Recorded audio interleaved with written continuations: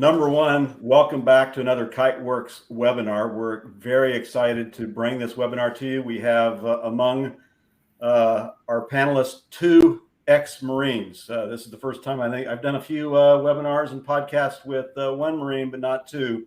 So this is going to be a lively conversation. Danielle, you better watch out what you say. We are going to be talking about CMMC. We've had a couple webinars in the past where we've covered it in depth with various subject matter experts. This go around, we thought we would focus it specifically on how DoD suppliers can prepare for their level 2 audit, because most of you out there are in the process of doing so, as well as cover some things around what you should expect to experience and go through when you actually go through that audit. And we have 3 subject matter experts on this call, as well as myself. I'm not going to include myself as a subject matter expert. I know enough to be dangerous. We're joined by Nathaniel Wade, Michael Redmond, as well as Danielle Barber from our team. And we're going to do an introduction on each of them right now. It's probably a good time to do so. So Nathaniel is the CEO over at Nighthawk. He has a bunch of different acronyms that follow his name. We just have a few of them here. There's more we can actually add. Nathaniel, for our audience, why don't you talk a little bit about your background and what your organization does, and how you got into cybersecurity in the first place? Sure. Hello. As you mentioned, I'm a Marine veteran. Left Marine Corps active duty service many years ago. Went civil service for a while, and then transitioned over to Fortune 500 as a security engineer and architect for many years. And then I've been in small business for the past, I'd say roughly 8 years of my career, amongst 3 different small businesses, all defense contractors, working in the intelligence community and DoD primarily, along with a couple of Fed Civ agencies. Nighthawk Cybers and SDVOSB, we've been in business now going into our 3rd year. We principally service and support Fed Civ and DoD, focused on defensive cyber operations, enterprise IT, and software development. Nathaniel, we appreciate your time. We know you're very busy and in hot demand with all of your clients, so we appreciate you jumping on today's webinar. For those who are interested in engaging Nighthawk, I assume they simply go to your website. Is that the best way to do so? Yeah, website's probably the best way, and you can find me on LinkedIn pretty easily. That's great. And Nathaniel and his folks are in the midst of level 2 audit, so they can actually talk from personal experience what to expect, how to prepare, what you can do right, maybe what you can do wrong, or what you don't want to do wrong, I guess, in this case. And then our next panelist, also an ex-Marine, Michael Redmond. He is over at Shellman. We've actually done a podcast on the Kitecast show, if you have watched it. If you haven't, you might want to check it out. In fact, Eric can probably throw a link to that podcast into the chat for you, and you can check it out after today's webinar. But Michael trains folks on CMMC and a ton of other things, NIST, and you can see he has a bunch of acronyms after his name as well. Michael, can you introduce yourself to the audience, talk a bit about what you do and how you got into cybersecurity, and what excites you about CMMC? Absolutely. Yes, as you mentioned, my name's Mike Redmond. I work for Shellman in a newly created division for Shellman, dedicated to training and education. So that is kind of over the years where my passion has always kind of led me back to. I was brought into cybersecurity, I say almost by accident. My first degree was in psychology, and I call that one the one that my mom pays for. But no one told me that it was a useless degree, and I was never going to do anything with it. So after I got out of the Marine Corps, I had to find some direction in life, and cybersecurity was the thing, and it just kind of sucked me in, and I loved it, and kind of been doing it ever since, about 20 years now. Spent most of my time, most of those 20 years, as either a civil servant, right, working directly for the Department of Defense, or as a contractor or a consultant. So, when CMMC came along, I saw it as an opportunity to get on the ground floor of something that we desperately needed across our supply chain. we're losing billions of dollars in intellectual property and every year to adversaries and people that are supposed to be our friends. We see active siphoning of data. We're spending all the money to develop it, and our warfighters are out there having to fight against what we designed, and that's not the way it was supposed to work. So I thoroughly believe in CMMC being a member, a former member of the working groups that helped develop it. I'm proud of what we've come up with. And now I'm happy to teach others, right, and train others how to execute the methodology and kind of the framework we designed. Yeah. Well, as you can tell, we already have a bunch of experts on this call. We also have Danielle from our team who specializes in compliance, and we actually know Michael because she went through her CCP training with him, and I guess you can probably credit him with passing the exam the first go around, right, Danielle? 100%. Yes. I tip my hat to him. Yes. Thank you, Patrick. Since I've joined, I've dived headfirst into CMMC requirements. And recently, as Patrick said, I gained my CCP license after taking that training course with the wonderful Michael Redman. I'm thrilled to be here to shed light on what you can expect for your CMMC 2.0 Level 2 audit and provide whatever insights I can into compliance in this ever-changing landscape. Thank you. Yeah. Perfect. This is going to be an exciting conversation. So I'll go over and give a quick overview of what the audience can expect from an agenda standpoint. We're going to talk a little bit about CMMC 2.0. Most of you already know that's why you're on this webinar in the first place. We'll cover the 3 levels at a very high level, and then we'll jump into the nuts and bolts and all the details of why and how you can prepare for your level 2 audit. Before engaging the C3PO, what do you need to do? That'll be one of the items. So finding the right C3PO. There's a couple hundred out there. Getting started. What they need from you, what to expect during your audit, and then we'll wrap things up by talking a bit about the important tips that you can remember. The audience can write in and type in their questions if you have some for our panelists. I'll try to insert those during today's discussion. We also have some time set aside at the very end. It's going to be an hour-long webinar where we can cover a few of those questions if we haven't gotten to them by the time we wrap things up. So that's where we're headed. CMMC 2.0 is here, as all of you know. That's why you're on today's webinar. There's 3 levels revised from 1.0 to 2.0, which simplified it a bit. Went from 5 levels to 3, as all of you know. In terms of the foundational level 1, you can do self-attestation. You don't need to go get a C3PO, but most who are on this call are going to need to do level 2 certification, which means you need to get a third party to do the audit and to certify you. You still need to do the self-attestation. We can talk a bit about that at the same time. 17 different practice controls, but you go to level 2, it gets a lot more advanced, a lot more sophisticated and complex. You add in CUI as well as FCI, which comes from level 1. You have 110 practice controls. We have a chart, big eye chart at the very end that provides an overview of those main categories. It's aligned with NIST 800-171. And as I noted, you got to do self-attestation, plus you need to do an accredited third-party assessment and certification. And then level 3 is coming. We won't spend much time talking about this because it's still being sorted out. Michael can give us the inside scoop. Perhaps if we can pry his arm hard enough, we might get the details as to what we can expect later on in the year. But there's 145 practice controls for level 3. It's aligned with NIST 800-172. And like level 2, you got to do self-attestation along with you got to be accredited by a third party.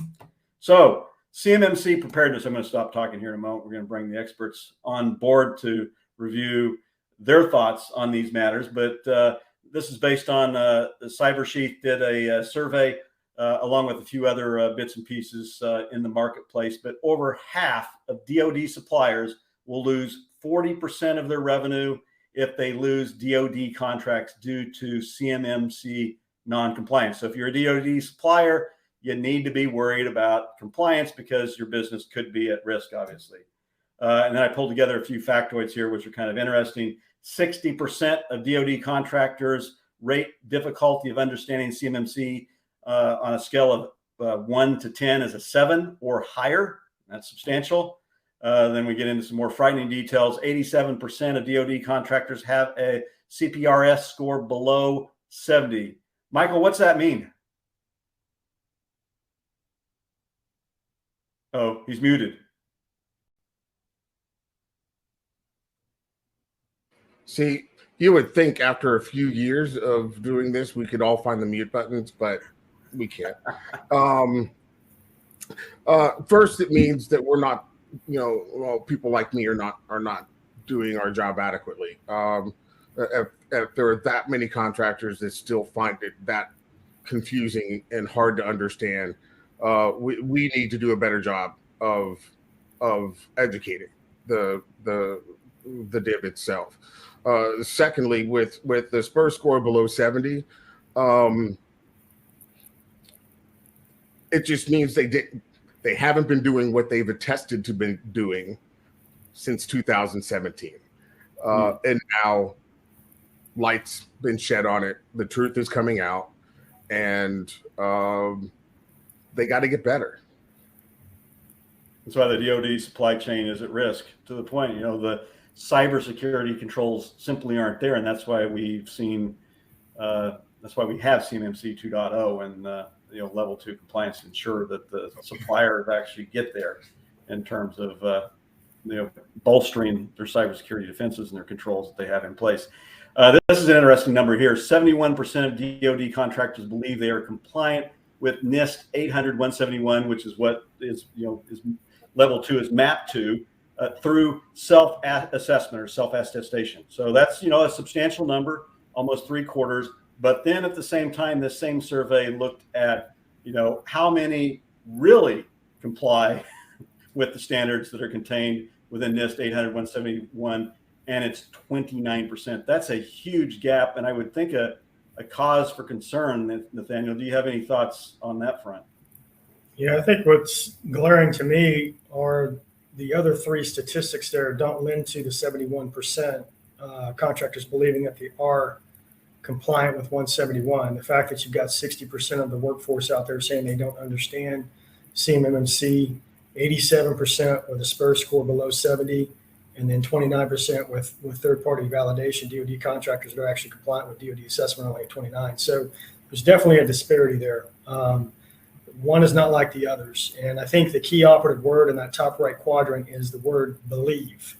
I think what's lacking is the validation, the independent third-party validation. A lot of people through self-attestation, we've talked previously, Patrick, I call it the self-licking ice cream cone effect, where they lick themselves, they say, wow, we really taste good. Nobody wants to say that their baby's ugly, but somebody else will come along and say your baby's ugly, and here's how we can fix that. So that, to me, looking at these statistics, is a bit alarming. I've been in education for many years. I used to be a chief instructor at the Marine Corps Schoolhouse, teaching cyber defense. I've worked with, NIST NICE initiative, the National Initiative for Cybersecurity and Education, for a few years early on in my career.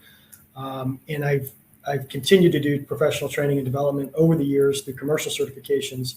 And, the not having folks understanding CMMC at this point is a little shocking to me. I think that maybe it's not so much the what, but maybe the how for CMMC that they don't understand. What is the actual process and workflow, and how do we get there? I think the criteria and the metrics and the checklists that need to be adhered to in the SP 800 series, the 171 in particular, I think they probably understand that. So I'm trying to wrap my head around how 60% of the workforce survey doesn't quite understand at this point, as far down the road as we are with CMMC, doesn't yet have a complete understanding or full understanding of how CMMC is supposed to work. Yeah, this survey is from just a few months ago, so it's not like it was done 3 years ago when the gaps theoretically were bigger than they are today. So, it's concerning. That's why the supply chain from a DoD standpoint is at risk, and why we are talking about that very subject during today's webinar. So, all right, let's jump over to some more details, and we get into the nuts and bolts of if you're a DoD supplier, contractor, or subcontractor. And I might get one of you to talk about why subcontractors actually are the ones being most affected by this today, because the contractors are worried about their contracts with the DoD, and there's CMMC certification. So they're leaning hard on their subcontractors to get their house in order so they can demonstrate that their own house is in order. But before you engage with a 3CPO, we put together a list of some of the things that you need to think about. There's 8 here. Get familiar with CMMC 2.0 requirements, conduct a gap analysis, fill the gaps, create a system security plan, develop a plan of action in the POA&Ms. This is before you're actually going through the audit process. There's POA&Ms that can occur during that, and we'll speak about that a little later on in the webinar. Align with the cybersecurity standard, ISO, SOC, NIST, etc. Establish a cybersecurity culture within your organization and leverage, DIB CAC audits for NIST 800-171. So there's a lot to unpack here. Nathaniel, let's start with Hugh here, and then I'll go to Michael, and then I'll go to Danielle on some of the items in here. But what recommendations do you have when you look at these 8 different components, specifically when you're talking gap analysis, because you do work with clients on gap analysis as an organization, I believe, regularly. But how do you do that gap analysis, and then how do you go about filling those gaps and making sure that the issues that have been identified have been remediated? Yeah, I mean, first and foremost, you need to allocate you and your staff enough time to even initiate. I think a lot of organizations underestimate the lift that's associated with this. I think also the workforce awareness, going back to the previous slide, just making sure that your internal workforce is prepared and equipped, and then also making sure that the interdependencies are identified early on so you can get the right stakeholders involved early on, so you're not doing the analysis in a vacuum just from the CIO's perspective. You definitely need to have your finance folks involved, your HR involved. Definitely the C-suite needs to be kept apprised of this. Typically the CISO will fill that role to some degree, and or the CIO. I think that, when organizations are starting to do a gap analysis, without addressing the knowledge gaps within their team, and without having adequate resources available, that just kind of cuts their legs out from underneath them. And then the interdependencies we discovered in our own experience was that we had third parties that directly impacted or affected some of these artifacts or elements that we had no direct control over. And so we had to early on try to address their learning curve, help those vendors or those adjacent industry partners that we rely upon for solutioning and delivering the products and services to our customers. This is not something that's going away. It's compulsory. One, you're struggling to change your culture and address your technical and operational concerns. How do you impact and influence an adjacent organization to you? That, to us, has been probably the most difficult. When going through the gap analysis, particularly with your supply chain risk management process, that's a big piece of it. And how do you control those tier 1, tier 2, tier 3 vendors that some of them you don't even directly interface and control that supply chain piece and that acquisition pipeline? So I would say on your gap analysis, do not relegate it to just what's inside your quote unquote corporate fence line. I think you need to look at those adjacent agreements that are in place, the SLAs, the contracts that are in place, and start trying to work those through your procurement folks early on as quickly as you can. And understand too that not everyone is going to care about your needs, but then that becomes a business decision going forward as well. Do we want to continue to work with these folks in supporting, DoD customer, IC customers? Maybe you have to pivot and start looking at other vendors and suppliers that are being a little bit more forward leaning for CMMC. And I know for some vendors, that's going to be a big challenge because they have proprietary equipment, sourcing of precious metals and materials or other components that there's only maybe a select few vendors in the world that can produce that. So that is definitely one of those areas that is going to present, I think, the most challenge for folks when they're doing their gap assessment. I have a quick question for you, and then we'll go over to Michael, but Michael may want to chime in on this question as well.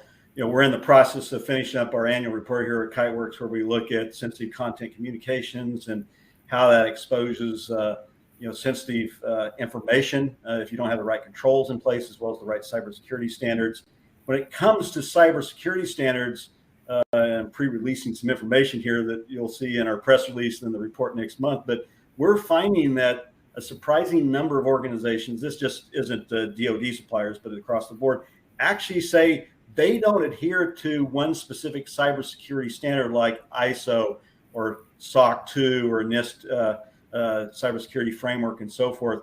Is that surprising to you? Do you encounter a lot of organizations that just haven't gotten that far in terms of their cybersecurity maturity? Yeah, I mean, if that's, I'll lead off answering that. I mean, it doesn't surprise me at all. I used to do assessments. I used to do red team work, and we'd walk into different organizations, and everybody had their soup du jour. Sometimes it was tailored based upon a security framework that was centric to their industry. And other times there was an adaptation of maybe some of the best of each that were brought in. So if you go from the nuclear, power plant generation in that industry and what they're adhering to versus the standards that are used inside the DoD to the FAA, they all have their own interpretation or take or slant on various security frameworks. And it gets even more complex as you work with international partners, right, overseas. So, the NIST is what we tend to look at and start kind of with first within most industries. And then out of that, those industries will take and tailor the SP800 series, among other things, to align with where their priorities lie from a business standpoint. So it doesn't surprise me. It is a challenge. And I think that was also one of the challenges with CMMC, right, was not trying to be too closed-minded or closed off to other potential approaches to methodologies and how some of these security gaps can be filled by organizations and institutions alike. Yeah, great recommendations and insights. If you don't have a security standard, you probably should look at NIST CSF as a starting point to your point. But there's a lot of others in the marketplace depending on what industry you serve and where you're located in the world. Hey, Michael, what's this SSP? What's it look like? How do you create one? What are your recommendations on that front? So the SSP, well, I'll start one at a time. What's it look like? When it's completed, and if it's done correctly, it can get up to hundreds, if not, 1,000 pages. It just really depends on the organization and how complex the organization is and how many tentacles they might have going out into other, suppliers or sub-suppliers. And, do you have an MSP that you're sharing some responsibilities with and so on. So the SSP is a bit of a monster, and but the importance to it is one of the things that when I'm training practitioners and as well as when I'm training assessors, it's an all-stop product. If you don't have an SSP, if it's not complete, day one of an assessment cannot begin. So it can't be we show up and you're finishing it, right? We're almost there. We only have, half the controls left to fill in. By time you're done, we'll have it complete and ready to hand to you. It is an all-stop product, right?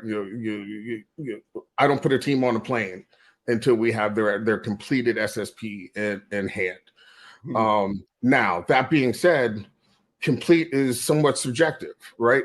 Because since we haven't seen the system yet, we don't know how accurate the SSP might be. But as long as we have the words there to start working off of, we can at least begin doing our work, right? And it is a daunting task. I'm not going to lie. I'm not going to sugarcoat it. It's probably one of the heaviest lifts in the framework itself, right? But I guess the silver lining I try to give organizations is you only got to do it once, right? So once it's done, your only job at that point is just maintain it, right? And if you keep the SSP, kind of high level ish.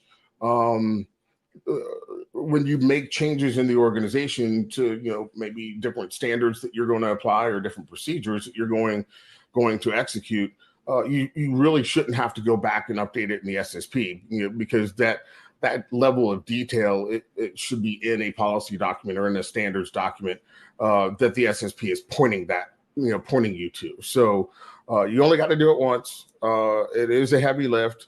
It is not a lot of fun. But it is a required artifact that an assessment cannot begin without.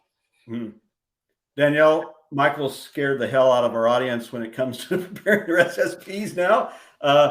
we have some good news on this front. I suspect we have a partnership with Optiv, among others, but they can work with the DoD contractors and suppliers that Kiteworks has as clients and help them complete that initial SSP as well as maintain it, I think. Is that correct? Yes, you're absolutely right. We do have partners with Optiv.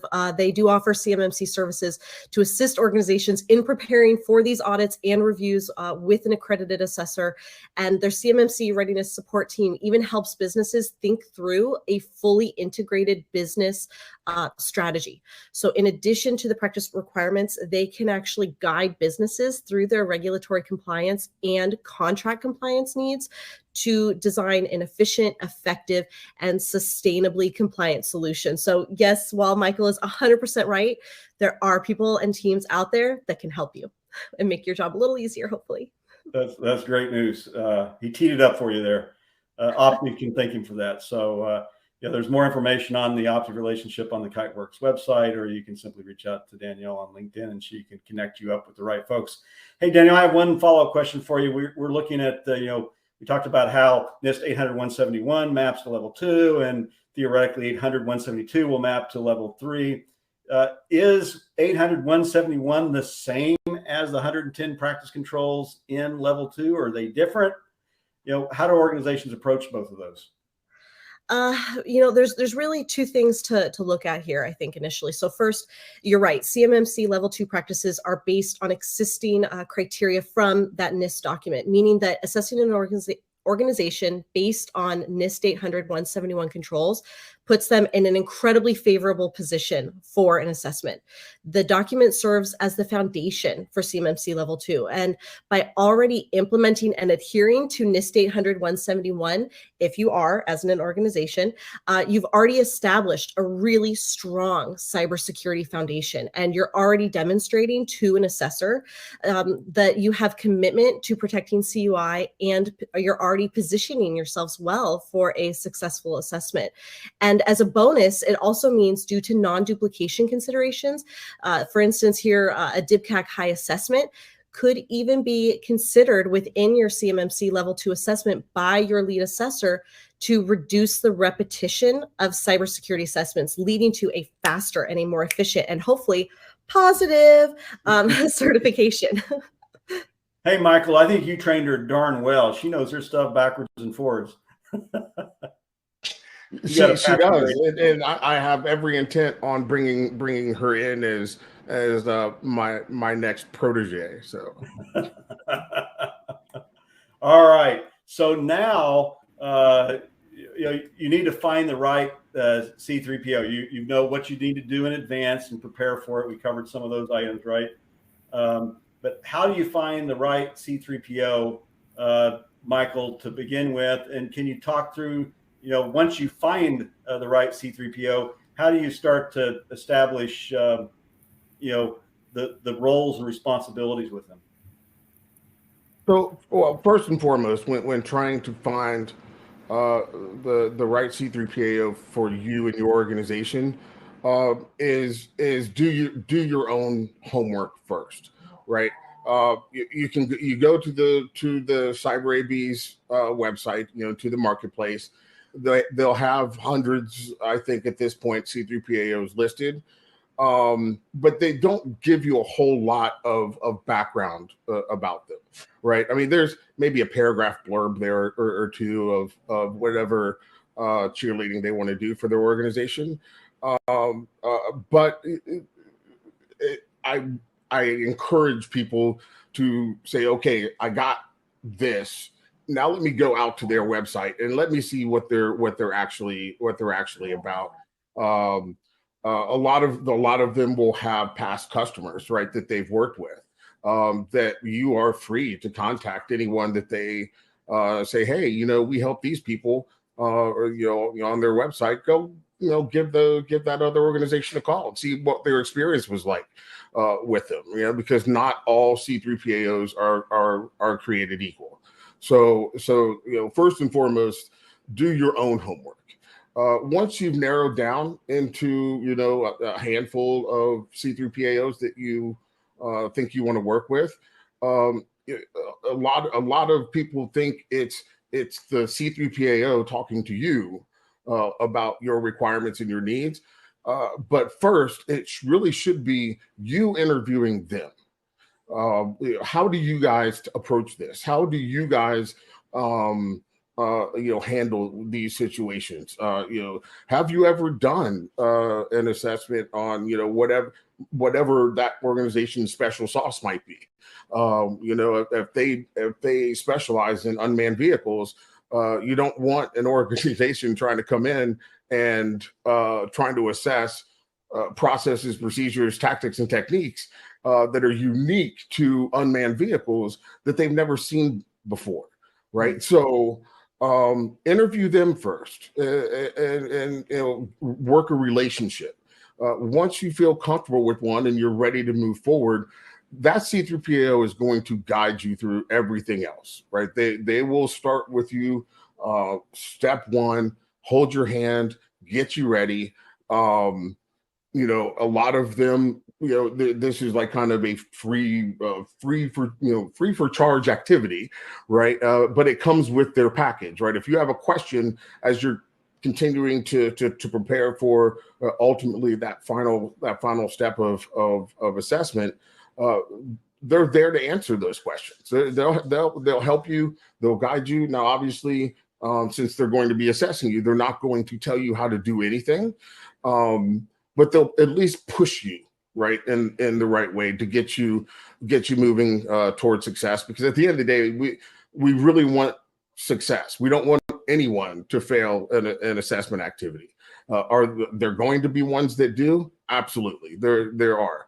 If we're doing our job correctly, but it's not our goal. Our goal is not to fail you. Our goal is to encourage your success, and that should be kind of paramount to that interview that the OSC does with the C3PAO. Does that C3PAO believe that they are there to encourage your success versus just come in, work a scorecard, mark something up, and walk away? No, it's not a one-size-fits-all process and selection for sure. Those are some great insights. Nathaniel, you guys went out and you had to find a C3PAO for your audit. What are some tips and recommendations you have based on that experience? Yeah, I mean, definitely pull those street calls, talk to previous clients. I always like to do business with people if they're within my, few degrees of separation from Kevin Bacon. I try to go with them because it's easier to get fidelity on, what they're actually doing, because talk is cheap. I'm kind of a show me guy. So definitely pull the street calls, talk to the previous clients. And then for us, obviously, like any organization, what's price realization, right? What's the return on investment? What is tangible for your organization? What is palatable from a, being able to afford it, number one. Two, making sure that, they have the qualified practitioners.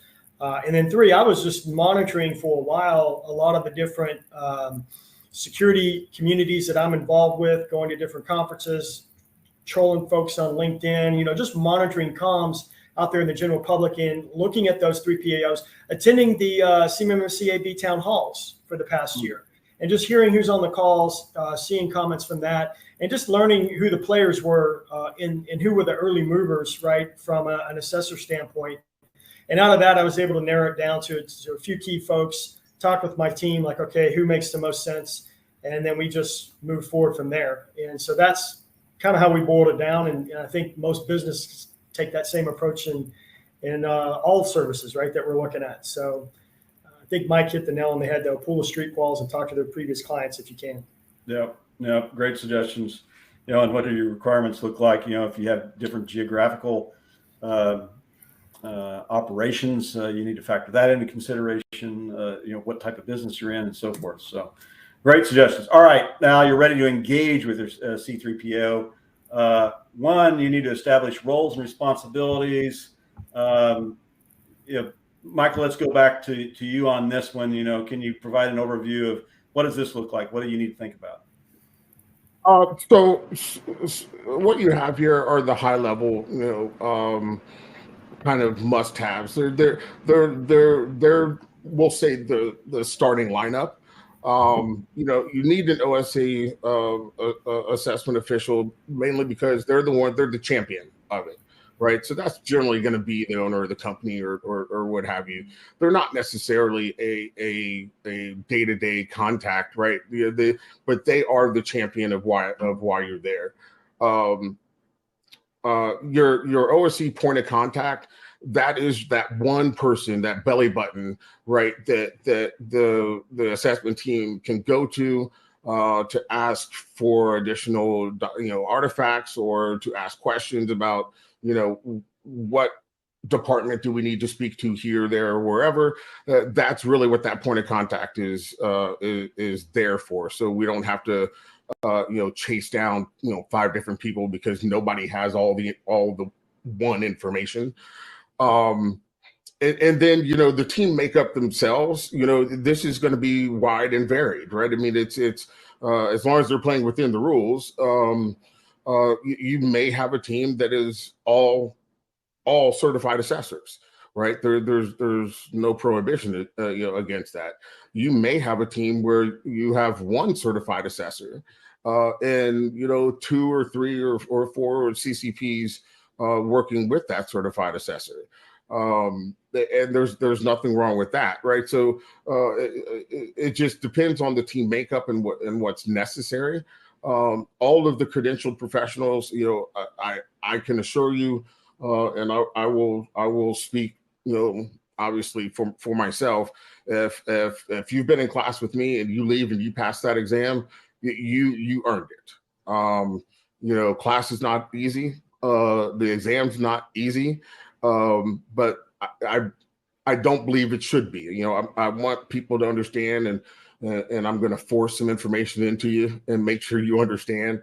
And I might, call on you a couple of times when you're not ready in class, but it's all for the betterment. But so once those people are credentialed, you can trust that the team that you're getting is of some level of quality, right? Now the quality control person, that's an interesting role. It's kind of a role that popped up kind of late in the process, right? And a lot of us didn't. It was kind of funny. It wasn't there in one draft, and then the second draft, boop, there it is. And we didn't understand quite where it came from. But it is an important role, right? It's I personally call it the sanity check person.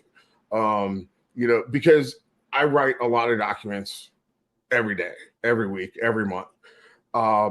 And like anyone else, after you've read them so many times, I'm reading what I think I wrote and not what I actually wrote. I might skip a line here or there that, two things just don't fit together. And that quality control person is going to make sure that the process is standardized. We have the right forms, we have the right documents, they're filled out correctly, and they're ready to make that final accreditation decision. And then of course, support team, those are reach back people, right? People that might not necessarily be on your personal assessment, but a good see-through PAO should have a bench of people that if one or more of those assessors have something that they haven't run into before, they can go and reach back into their own organization and ask a question and get an answer as to maybe how to work through a certain problem that they've hit. Yeah, that's a great insight. Danielle, this stuff all needs to end up in your contractual agreement, I assume.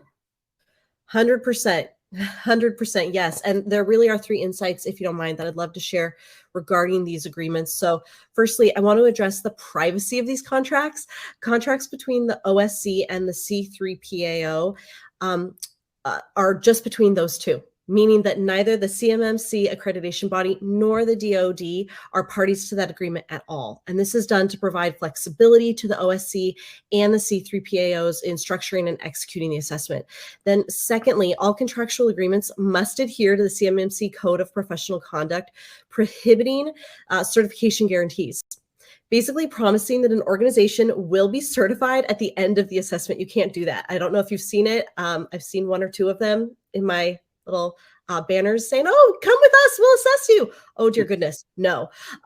Thirdly, collaboration between the C3PAO and the OSC assessment official during the initial planning phase ensures that all of these assessment planning details, including what you see here, the anticipated level of effort, loose timelines, and cost estimates are gathered, they're discussed, and they're reviewed to develop an assessment plan.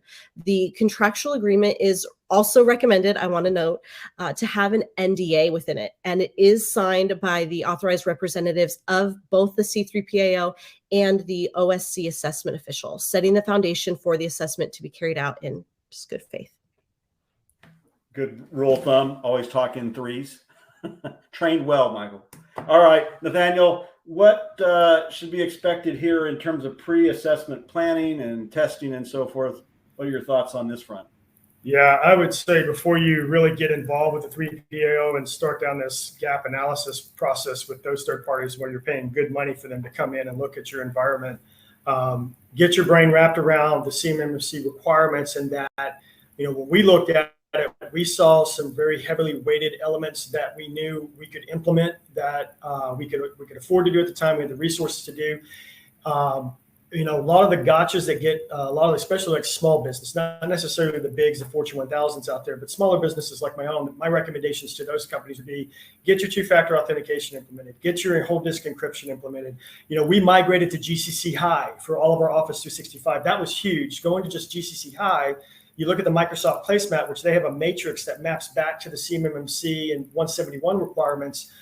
That addressed probably 70% of many of the control elements, the technical control elements that needed to be in play, because we're a virtual company. We do have offices in downtown Orlando, but nobody ever goes there. Most of our people are remote because that's the way the world is today. So Office 365 is a big piece of all of our data management and how we process those things. So we took on those bigger elements that we knew would address broad strokes, got those in place. We got our IT virtual CIO and IT service provider heavily engaged, and we found someone that was very CMMC aware. And so they were able to, on their side as well, with the contractual provisions and the SLAs, we were able to incorporate and readily draft and modify those, and they were able to assist with that. So what I'm saying is get your house in order as best you can first. Maybe even put together a preliminary POA&M, because when we engaged our 3PL, one of the first things they came at us with was, okay, tell us about yourself. What do you got? Pull back the curtain of Oz and let us see where you guys stand. What is your current operational profile? And it was just a preliminary, right? We didn't even start the gap assessment. So there were 36 deliverables that we had, which was shocking to us, that they just wanted to see up front as kind of a get to know you. And then once we provide that, then they're going to actually move through and complete the gap analysis. And then from there, we'll work through whatever remediations left. So for the sake of time and money, as much as you can get your house in order, wrap your brain around the CMMC, particularly if you just follow the 171. I mean, that's half the battle, just to get you non-technically and technically compliant. And then one last little thing, Danielle, we didn't use Optiv. We did use another third party, though, to help us with our documentation. There's plenty of them out there. There's a gentleman that I've known for many years. He's done just awesome things. He's got a great company. And so we did leverage that, and that's a great recommendation because that saved us a ton of time, like with the SSP artifact, the SCRM plan, the incident response plan, all of the cybersecurity elements, right, for a cybersecurity program that you have to develop have to be written, right, and have to be scoped both from a plan and policy, but also procedurally. And so that's a great recommendation. I heard Danielle mention earlier. So if you want to hit Optiv up or some of these other companies out there, I would strongly urge you to do that to help you prep and get things ready for the assessors. Good suggestions there. We have 15 minutes. I want to make sure we get through all the slides. So I'm laying down a challenge for our two Marines as well as Danielle. We're going to make it through the next 5 slides in the next 15 minutes. So we'll see if we succeed here. Important information for our audience. Will, what your C3PO needs from you. Lead assessor will identify methods, techniques, and responsibilities for collecting and managing and reviewing evidence, including artifact gathering, testing, interviews with staff, and requests for information. Danielle, quickly, what artifacts are we talking about here? Okay, we are talking about document-based items like policies, procedures, role-based training plans, security requirements, functional specs, and of course, architectural designs associated with a system to verify that they meet the practice objective. I'll make it quick. Wow, that's great. All right. Michael, what staff interviews need to take place? Who's involved, what's asked, and so forth? Everyone. So everyone is fair game, right? It's not like the old days where you just go talk to the security manager and he gives you all the answers and you walk away. The requirement is that you interview the functional owner of a process, the actual group that is in charge of creating the account, not the help desk manager that's just overseeing them. Right, you want to make sure that the procedures that you're reading match what the functional people are doing, and so that's the rule of the game. So everyone's game, everyone's fair game, but the requirement is to talk to those functional owners. Interesting. And then Nathaniel, from a testing standpoint, what should defense suppliers expect on this front? Yeah, just an exercising of controls. The test plan is actually going to be prescribed to your team. So you're just kind of in react mode. They're going to want to verify, like, hey, does your two-factor authentication work? Does your MDM MOS solution for your BYOD program, is that in effect? Does that work? And so most of it's observation from the assessors, having both your user community, a sampling of them, your executive team, along with some of your techies in the company, just demonstrating some of those core elements, like how does your reporting work? Maybe do a dry tabletop exercise for your incident response and reporting piece. There's not an in-depth, like, true red team where they're going to be running live exploit, and trying to take the vulnerability and compromise it. It won't go to that end, but it's more of a either tabletop exercise or through observation. They're going to watch those controls that have been implemented and demonstrate that they are in fact in effect as stated. That's great stuff that everyone needs to be aware of as you prepare to work with your C3PO. All right, part of that process involves resolving these POA&Ms, if I can get my slides to cooperate. Danielle, you actually created this eye chart, so we can blame you. It has a lot of detail on it. It's actually quite helpful. How many POA&Ms should an organization expect to be identified? I suspect your answer is going to be, well, it depends.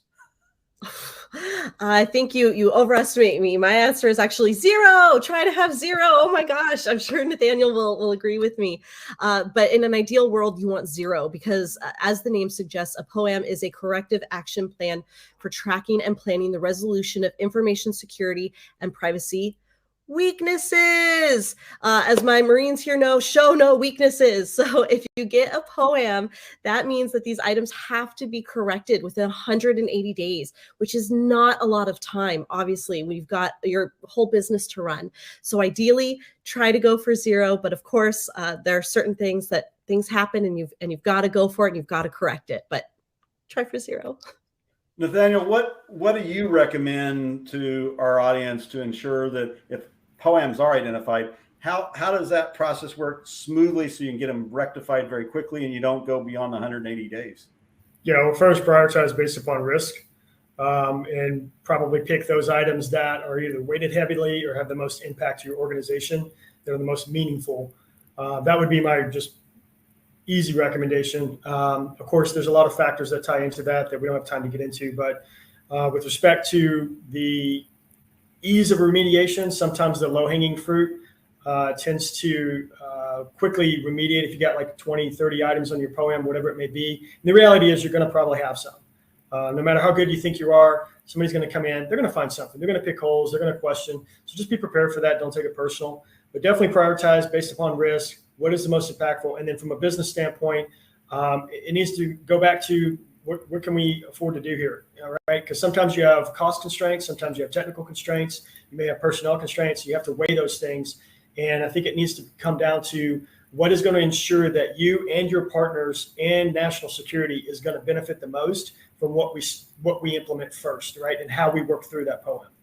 No, that's a good suggestion. And I think you're right. In many instances, organizations will have at least one or more POA&M. They also are scored differently depending on the practice control area.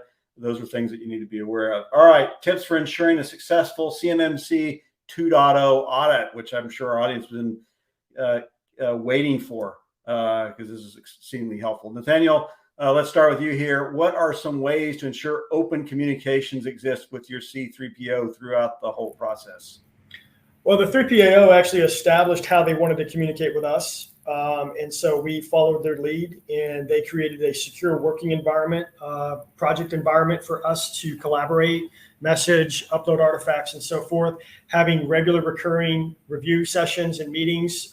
Some are impromptu, and then making sure that upfront, lay all your cards on the table and just go ahead and plead ignorance if you're ignorant on some things. A lot of folks go into this not really knowing how intrusive it's going to be. And then also making sure that all of your staff, your employees are aware of what's going on and that they are readily accessible and available, which is a challenge because we have a lot of folks that, we work classified programs and they're behind the fence line and they're working in the skiffs and so forth. And just making sure that there's a way to pull them back from program for a 1 hour interview or something like that. That's been very helpful as well, because the assessors at the end of the day, they're trying to get an objective response. They don't want a scripted or somebody giving a narrative that they've been coached to give. They're trying to get the truth. And so just be open and honest in that regard. Follow their lead on how they would want to communicate in the mediums that they want to use, and try to do it in a timely fashion, because their time is your time and you're paying for that. So make sure you have your ducks in a row before you jump in with them. Great guidance. Shameless plug. Get Kiteworks if you're looking for a secure communication channel. Email, file share, collaborate. It's your solution. I'll let Danielle talk about that in a little bit. Michael, number 2, designate an internal point of contact. You talked about this a bit already, but how do you determine who this should be? It really depends, but it needs to be someone that's familiar with your organization, familiar with all the pieces and parts and how they operate, who to talk to. They should be enabled to set up those interviews for you, so that that people know. Like for instance, my teams, we try to make sure that our interviews are lined up weeks in advance. Like they know we're coming, they know the time, the date that we want to talk to them. That's who that internal person should be. I mean, that whoever has that wide breadth and depth of knowledge of the organization and can reach out and touch those people, that's the one that you want communicating with your team. Yeah, that's great. Danielle, provide documentation and evidence promptly.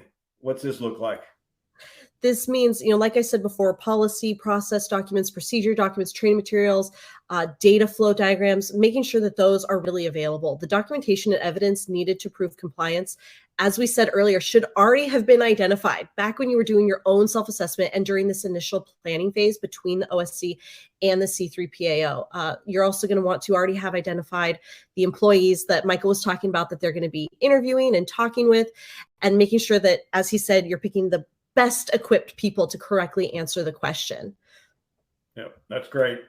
On this one, ensure the right stakeholders are available. Nathaniel, Michael said everyone. I assume that it depends, right? A bunch of different folks from your organization most likely need to be involved here. Yeah, I mean, every tier of the organization, you need to have somebody involved and available. I agree. And then lastly, Michael, transparency. That's important, right? Everyone needs to know what's happening. They need to understand what the POA&Ms are. You don't want to shove stuff underneath the carpet. Being transparent is going to ensure you're more successful at the end of the day. 100%. I mean, it's not as bad as the old saying, we're from the government, we're here to help. It really is. Your C3PAO wants you to succeed. So there's no need to hide anything from them.